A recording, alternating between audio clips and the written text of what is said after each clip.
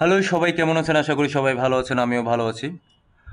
আপনারা জানেন যে বাইন্যান্সের সিইও তিনি ছাড়া পেয়েছেন এবং যার কারণে মার্কেটে একটা ভালো মুভমেন্ট আমরা দেখতে পারছি। কিন্তু এই মুহূর্তে যে গত ২৪ ঘন্টার যে মার্কেটের সিচুয়েশন, গত ২৪ ঘন্টার মার্কেটের সিচুয়েশন খুব একটা যে খারাপ, খুব একটা খারাপও না। মোটামুটি একটু এটা সবাই জানে যে মার্কেট একটু ডাম্প করবে, একটু রেজিস্ট্যান্স এটা নেবে, রিটেস্ট করবে, এটা স্বাভাবিক ব্যাপার। তবে বেশি করে নাই।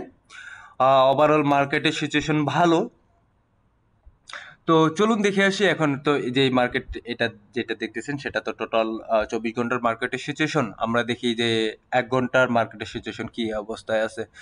যদি আপনারা দেখেন ১ ঘন্টার মার্কেটের সিচুয়েশন, সেখানে কিন্তু ১ ঘন্টার মার্কেটের সিচুয়েশনে প্রত্যেকটা কয়েনে পাম্প করা শুরু করছে। এবং এক্সআরপির কথা আপনি বলছিলাম, এক্সআরপি এটা হয়তোবা অনেকে ইনভেস্ট করছেন ডজ এবং শিবা ইনুও কিন্তু হিউজ পরিমাণে একটা পাম্প করছে শিবা ইনু। সো ওভারঅল মার্কেট বলা চলে যে মার্কেটের মুভমেন্ট খুব ভালো, সামনের দিকে অগ্রসর হচ্ছে এবং আমরা এই মার্কেটে খুবই আশাবাদী।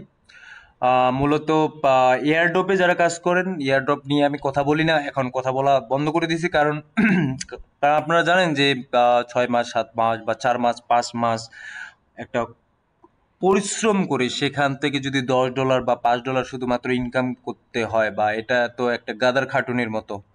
সো এই গাদার খাটুনি আসলে কাজ করে কতটুকু ফলস্বরূপ কাজ পাওয়া যাবে সেটাও আমাদের একটা বড় কথা। অনেকে মনে করেন যে সেখানে তো আমাদের কোনো ইনভেস্ট থাকতেছে না, তো কাজ করে সমস্যা কি? যারা এসব কথা বলেন তাদের আসলে সময় সম্পর্কে বা সময় জ্ঞান সম্পর্কে আহ, যে ধারণাটা এটা খুবই কম। আপনারা জানেন যে আপনাদের প্রত্যেকটা মুহূর্ত, প্রত্যেকটা ঘন্টা এক একটা যে মূল্যবান, কত মূল্যবান, সেই মূল্যবানটা আপনারা এটা কখনো বুঝতে পারবেন না।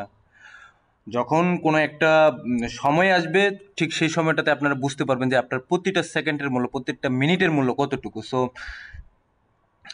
সেখান থেকে আমি বের হয়ে আসছি। তবে আমি ফিউচার ট্রেড নিয়েও ওইভাবে কথা বলতেছি না, কারণ ফিউচার ট্রেডে আসলে শিখাতে গেলে অনেক কিছু লাগে, অনেক কিছু বলার লাগে। অনেকে ফিউচার ট্রেড করে অনেক লস করে। ফিউচার ট্রেডের ব্যাপারটা অনেকটা ভিন্ন ধরনের। কিন্তু আমি যে স্পট নিয়ে, যে স্পট ট্রেডিং এর নিয়ে যে কথা বলি, সেই স্পট ট্রেডিংও কিন্তু আপনারা যদি গত ১৪ বা ১৫ দিন আগে যদি টাকা ইনভেস্ট করতেন, সেই টাকা কিন্তু আজকে মোটামুটি আপনারা 30 থেকে বা 35% একটা রিটার্ন পেতেন। সো এটাও কিন্তু খুব খারাপ না।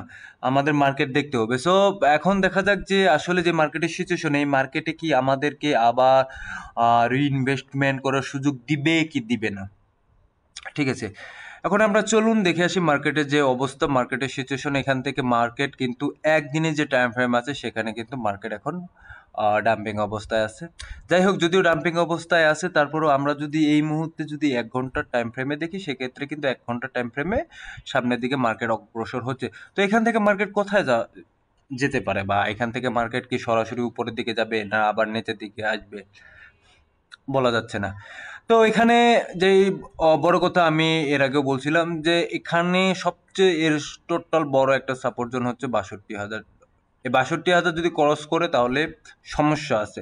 এই ৬২,০০০ ক্রস করলে কিন্তু এই মার্কেট নিয়ে যাবে কিন্তু ৫৯,০০০-এ। এই মার্কেট ৫৯,০০০-এ নিয়ে যাবে, এবং ৫৯,০০০ যদি এটা ক্রস করে, সেখান থেকে মার্কেট কিন্তু আরো দেখবেন যে আপনার এখানে চলে আসবে ৫৩,০০০, ৫২,০০০-এ চলে আসবে।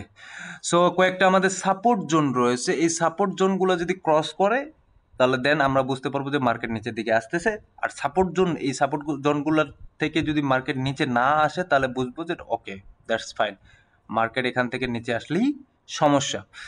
তো এই মুহূর্তে দেখতেছেন যে মার্কেট যে আছে সেটা সাইডওয়েজ মার্কেট। আমি সাইডওয়েজ মার্কেট নিয়ে আমি আরো অনেক আগে কথা বলছিলাম। আপনারা দেখতেছেন এখানে মার্কেট কিন্তু সাইডওয়েজে চলতেছে বর্তমানে। So sideways market, overall sideways market. যাই হোক, আমরা প্রত্যাশা করি যে এখান থেকে মার্কেট রিকভার করবে খুব তাড়াতাড়ি, কিছুটা সাপোর্ট নিবেই, এটা স্বাভাবিক ব্যাপার। সাপোর্ট নিয়ে আবার মার্কেট উপরের দিকে ওঠা শুরু করবে, এটা আমরা আশাবাদী।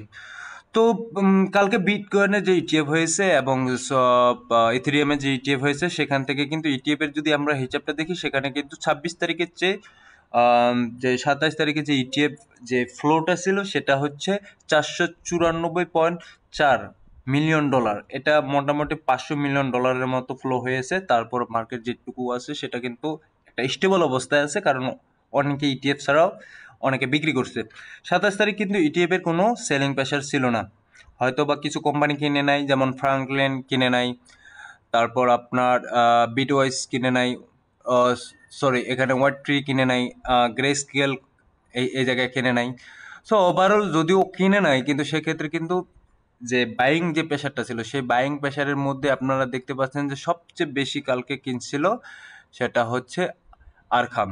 তো আরখাম কেনার পর তারপর দেখতেছেন এই জায়গায় যে ফ্যাডেলিটিও সেও কিনছে এবং ব্ল্যাক রকও কিন্তু একটা হিউজ পরিমাণ পারচেস করছে। সো এই যে মার্কেটের সিচুয়েশন ওভারঅল এই মুহূর্তে খুব ভালো, খারাপ না। তবে আজকে অনেকের সাথে আমার কথা হয়েছে, তারা সরাসরি আমাকে জিজ্ঞাসা করেছে, কেউ কেউ আমাকে হোয়াটসঅ্যাপে আমাকে বলেছে যে আসলে যে কয়েনগুলো যারা যারা কয়েন যারা পেয়েছে এয়ারড্রপের মাধ্যমে তাদের বা দিন দিন কমতে আছে, তাদের আসলে ডলারটা কমতে আছে, যে প্রাইসটা কমতে আছে, কারণ তারা নতুন অনেকে নতুন অ্যাকাউন্ট খুলছে বাইন্যান্সে এবং অনেকে নতুন এয়ারড্রপে কাজ করতেছে। তারা বুঝতে পারে না জিনিসটা, তারা বুঝতেছে না যে আসলে কি হচ্ছে না হচ্ছে, কেন কমতেছে না কমতেছে। অনেকে আমাকে প্রশ্ন করতেছে। আমি এটা গতকালকে আমি আলোচনা করছি যে এটা আসলে কি কারণে হচ্ছে।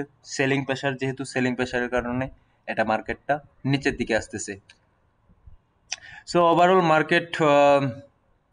মার্কেট আজকে খুব ভালোই আছে। বলবো না যে খুব খারাপের দিকে আছে বা খুব আবার ভালোর দিকে আছে, এতটা মাঝামাঝি সাইজের মার্কেট আছে।